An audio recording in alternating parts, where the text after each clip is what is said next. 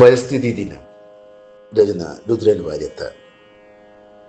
തൈകൾ നടുവിൻ മരമായി വളരാൻ, മാമല നാടിനു കുളിരേകാൻ, മരതക പച്ച പടർന്നീ നാടൊരു മോഹന രൂപമതാകട്ടെ. ജലവും വായുവും ശുദ്ധമതാകും, മണ്ണിൽ ചൂടു കുറഞ്ഞിടും, തണലേകാൻ ഒരു മരമായി വളരും, നാളെ നമുക്കതു പണമാക്കാം.